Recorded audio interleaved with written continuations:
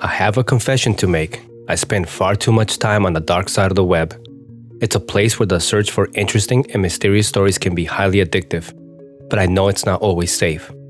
In these haunting corners of the internet, I often find myself stumbling upon one-off videos whose origins are deeply disturbing and entirely mysterious. And today I want to take you on a deep dive into 4 of the web's darkest videos. These videos have proven to be just a few of the most unsettling and chilling content that can be found online. Each video is more shocking than the last, leaving me questioning the dark depths of the human psyche. On a clear sunny day in downtown New York City, Kevin Cosgrave was getting ready to head to work at AON Corporation. As the vice president of the company, he had an important meeting to attend at the World Trade Center on the 105th floor of the South Tower. Unbeknownst to Kevin, American Flight 11 was being hijacked and was headed towards New York City. Is that American 11 trying to call? Buddy, we have some planes. Just stay quiet and you'll be okay. We're returning to the airport. And who's trying to call me here? American 11, are you trying to call? Nobody move. Everything will be okay. If you try to make any move, you'll danger yourself and the airplane. Just stay. As he made his way to the office, he noticed a commotion and a sense of panic in the air, but he had no idea what was happening. Moments later, the hijacked plane crashed into the South Tower, causing chaos and destruction. Kevin, caught in the middle of the chaos, quickly made a call to his family to let them know he was okay. But as the situation escalated, he realized the severity of the situation and dialed 911. Here's that phone call.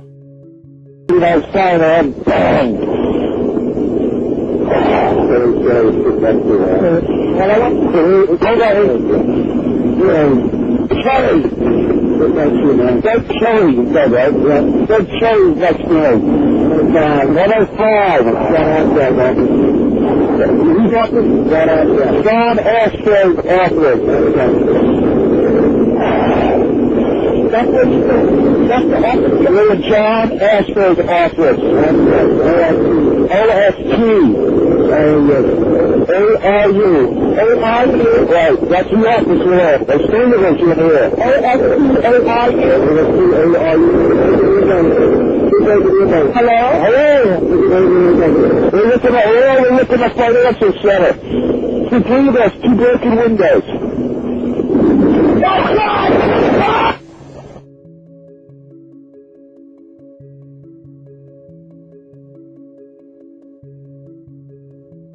The call he made is one of the most haunting and spine-chilling recordings you can hear, as those were the last words spoken by Kevin.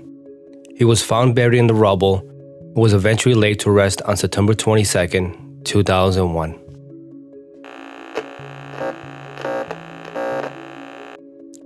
For many aspiring artists, YouTube is a launching ground to gain recognition from the masses.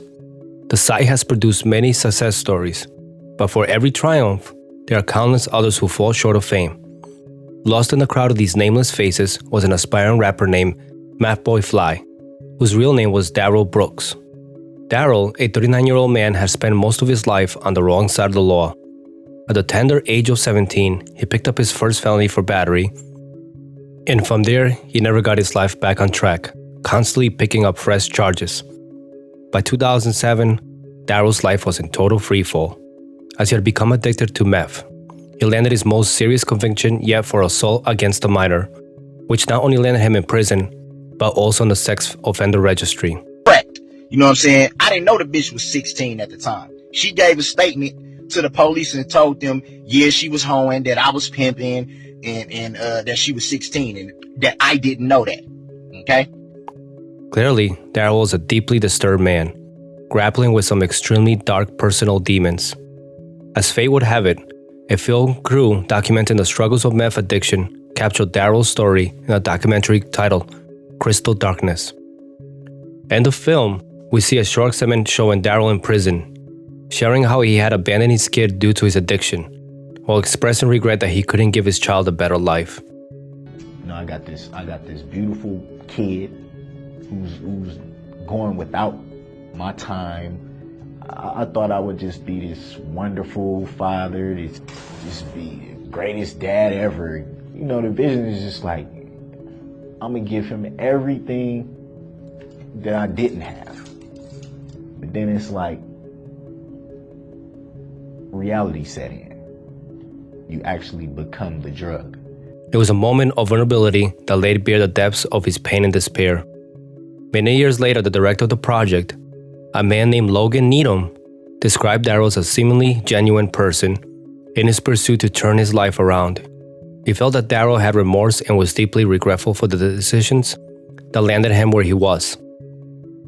However, despite this newfound resolve, Darrell never quite turned that new leaf, and his dangerous behavior only got worse.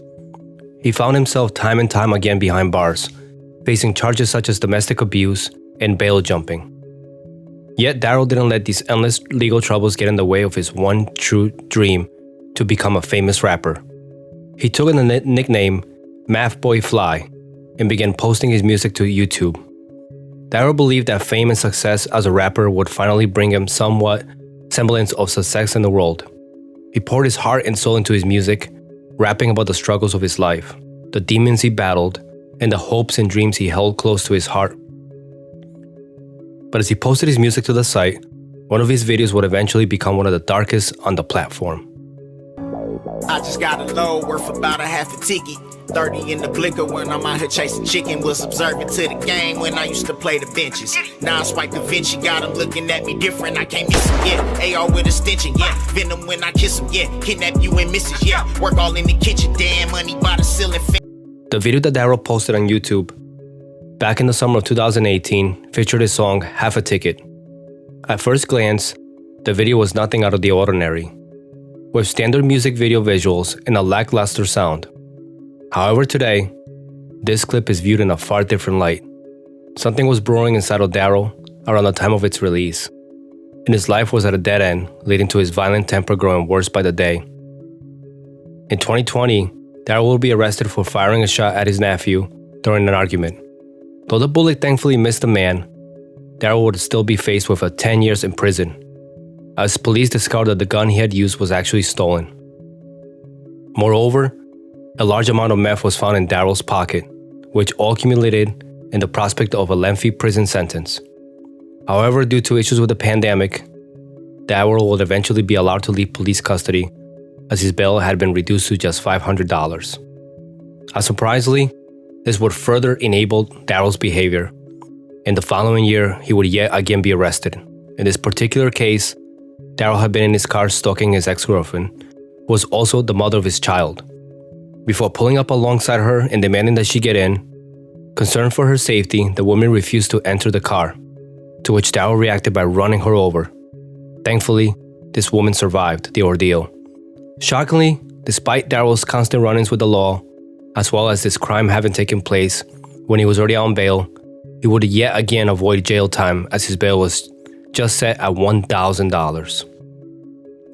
With his bail paid, Darrell likely began to believe that he was above the law, which paired with the escalating anger would surprisingly lead to one more violent outburst. However, what was surprising was just how violent it would be. On November 21st, 2021, just days after Darrell's most recent arrest, police would be called to the home of his ex-girlfriend, as they had yet again gotten into another dispute. This time, before things had gotten too far out of hand, Darrell stormed out, got into his car, and drove away. However, rather than being a sign of restraint, this was instead part of a far more malicious decision, leading to one devastating event.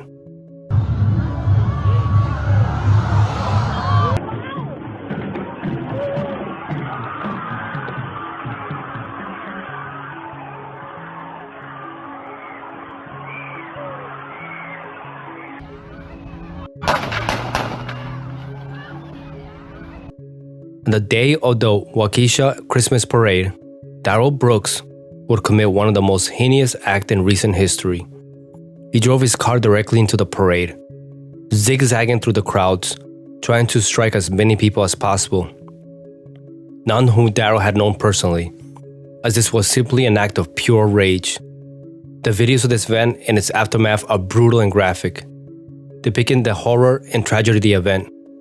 In total, 62 people were struck, most of whom were children and senior citizens who were just trying to enjoy this beloved community celebration. Sadly, 6 of these victims would perish following the tragedy. Darrell attempted to flee the area, even begging a stranger to let him into his home and order him an Uber. This was caught on a Ring doorbell camera. However, he would quickly be captured by police soon after and faced a whopping 77 charges. Despite the leniency he has enjoyed from the court system over the years, it seems that this time the judge did not show him mercy and gave him 6 life terms without the possibility of parole. Knowing what Darrell has become and watching this documentary back with this context makes it a truly haunting watch. No one involved, not even Darrell himself, knew just how bad things would one day become. But there is a reason that this seemingly obscure music video featuring Darrell is one of the darkest videos on the site, and that is for a reason that is easy to overlook. In the video, Darrell is shown rapping. In the background, we can see a red SUV. This is the same SUV that just a few years later would bring chaos, pain, and despair to a local parade and ultimately end the lives of so many innocent people. It was a warm summer night on July 29, 2019, and the bustling streets of downtown LA were alive with activity. One particular spot that was always a hotbed of excitement was a busy bar that was hosting their weekly open mic night. The Patriots filled in with the anticipation, ready to be entertained by whatever surprises lay in store for them. As the night wore on, the crowd was treated to a range of performances, ranging from music to poetry and everything in between. But it was the arrival of a man named Camou that would set the tone for one of the most bizarre and unsettling performances that the patrons would ever bear witness to. Camou was no stranger to the limelight, having gained a significant following on YouTube for his skateboarding tricks with a group of friends. However, on this particular night, he had something else up his sleeve. With the microphone in hand, Robert took to the stage to perform freestyle rap. Cut the EMP off my leg and then I'm out. You don't even know I'm news. I killed my buried that in the dirt. And I'm out because the cops trying to... The performance started out shaky, with Robert appearing to be in a drunken state, but it was nothing out of the ordinary for a night like this. Many patrons were enjoying the cringe-worthy karaoke performances, with some even respecting Robert for his willingness to give it a try. However, the mood quickly changed when Robert's lyrics took an unexpected turn. He rapped, "I killed my and buried that in the dirt." Before muttering that, he had to leave because the cops were looking for him. The crowd was visibly concerned, and some tried to play it off as a joke, but the MC even tried to say it was inspired by Eminem. But in reality, they had every reason to be concerned. The same day as the open mic night, Robert's girlfriend, Amanda Custer, had been reported missing. Witnesses had seen Robert carrying her limp body and placing it in the trunk of his car before driving off. And coincidentally, parked outside the bar was Robert's gray Prius with a shovel in the trunk, along with fresh dirt and fresh blood that belonged to Amanda. This rap performance will ultimately be used in the court as evidence in Robert's conviction for the murder of Amanda Custer. Even though her body has never been found, the words of Robert suggest that she's buried somewhere in the dirt. People who were at the bar that night said Camou was definitely by himself and he left by himself. And where the standoff began with police is less than a mile from the bar. Now there are two big questions. Where is Miss Custer? And did Camou confess to killing her while rapping during open mic karaoke night at this bar near... In the end, the patrons who were in attendance that night would never forget the events that took place on that stage. They would always remember the strange and unsettling performance by Robert Camou, the dark secrets that were revealed.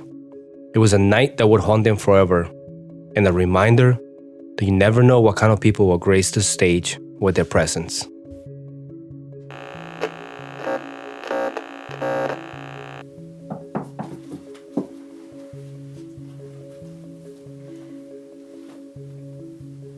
Good afternoon. Nice to meet you.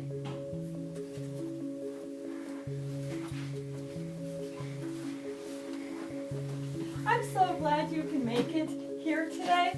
My name is Kaylin, founder of Scrapbooking for Everyone. It was June of 2019, and Philip Schawb and Kaylin Blue were going about their engagement as usual. The couple lived with Schwab's mother in Idaho Falls, Idaho, and from outside, it appeared that they were doing pretty well. However, on the night of Saturday, June 22nd, everything would go horribly awry. While Schwab's mother was away, something seemed to snap inside Philip, or so it seemed. On his Facebook account, starting around noon that day, he began to make 3 strange posts. What would I be doing with a shovel? Fuck, how to get away with murder twice. And if stabbing people's wrong, I don't want to be right. The next night, his post became even stranger.